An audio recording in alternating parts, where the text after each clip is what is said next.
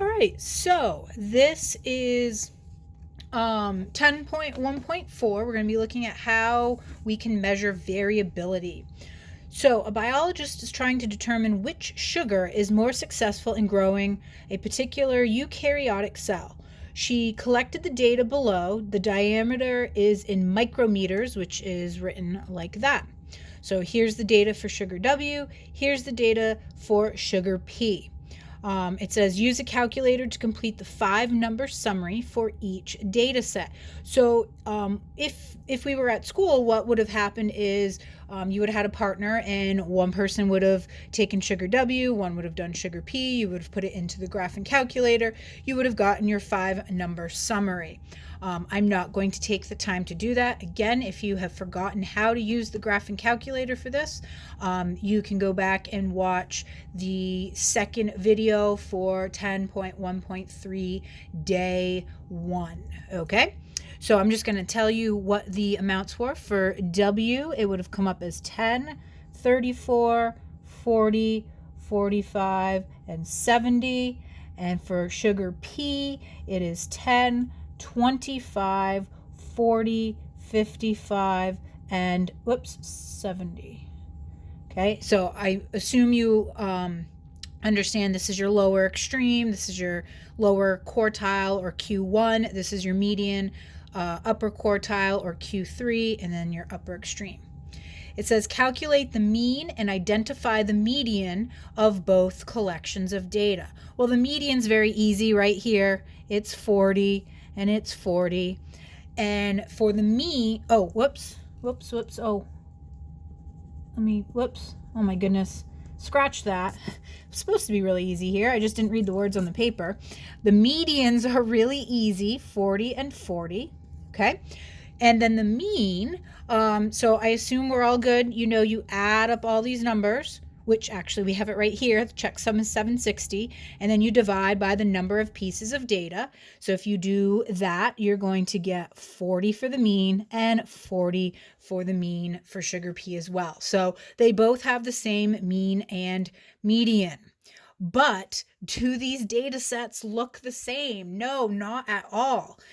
Okay, and that's what the next part is. See, I'm getting ahead of myself here. I should just read the words on the paper. The two sets of data are obviously not the same. Which statistic or statistics can be used to differentiate between these two sets of data, and why? Well, we would want to use the spread or the variability, such as IQR, because that would show that sugar P, it would show sugar P is more spread out, right? This data right here does not show us. If you didn't see this and all you saw was this, would you be able to tell that sugar P is super spread out? Not at all. We don't, and it says we don't have to calculate, we don't actually have to calculate the IQR. If the biologist wants to consistently grow large cells, which sugar should she use? And the key word there is consistent. She wants to be consistent. You don't want to use sugar P. It's all over the place. It's spread out. Whereas sugar W, everything for the most part is right here in the same area. You do have, looks like a couple pieces of data, one really big, one really small, but otherwise it is definitely more consistent. All right, so sugar W, because it is more consistent. There is less spread. The data is more compact. All right, measuring spread. In problem 1060, you saw that in addition to knowing the typical value, it is also sometimes important to know about the spread of a set of data. One way to measure the spread of the data is to calculate the range, the maximum minus the minimum. What range of cell sizes did each sugar grow? So max minus min, 70 minus 10, 70 minus 10. They had the same min and the same max, so that range is 60. Why is the range often not a useful measure of spread? It's not useful because only the extremes are considered. And often what happens with extremes, there are outliers. So we're only considering the extremes, not where the majority of the data is. And most of the data is, in the middle, especially if you look here. If I was looking at the range, I would be taking these two and subtracting them. The data is all clumped here in the middle though. Another method for measuring the spread is the average distance to the mean, called the mean absolute deviation, or the MAD, right? M-A-D. Determine the distance each value is to the mean. Remember to use absolute value because distances are positive. And then find the mean distance. Okay, so in order to calculate the mean absolute deviation, you need to find out how far each of these numbers are from the mean. Okay, so the mean was 60. So, no, that's not the mean. That was the range. Sorry, I was totally thrown off there. The mean is 40. Oh my goodness. The mean is 40. This is 10, so this is 30 away. And then 32 from 40 is 8. 32 from 40 is 8.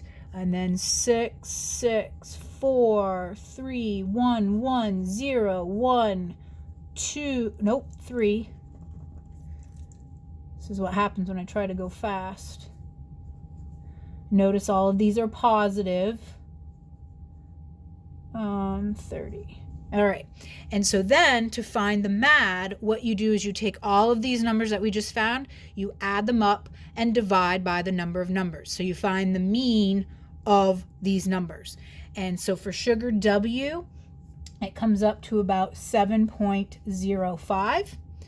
And then for sugar P, we would do the same exact thing. And I'm not going to waste your time, doing all this subtraction, but you're going to do the same thing. This would be 30, 30, and so on. You're going to add them all up, divide by the number of pieces of data, and this one would come out to about 16.32. So compare the mean absolute deviation of sugar W to that of sugar P. So which one has more variability? Sugar P does, because this number is larger. So sugar P has more variability.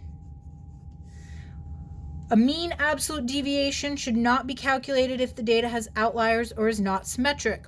Why not? Well, this is based on the mean. And if there are outliers, what happens to the mean? The mean gets skewed. It's not as accurate. So the mean may not be representative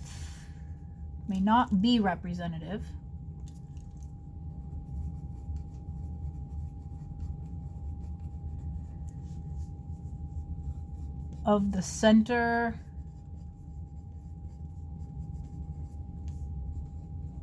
of the data if there are outliers or if the data is skewed. Okay, so if there's no outliers and the data is not skewed, you can certainly use the MAD, mean absolute deviation, to compare your data. When the data is not symmetrical or has outliers, the interquartile range, IQR, can be used to measure your spread. So when you've got those outliers or it's not symmetrical, you're going to rely on the IQR.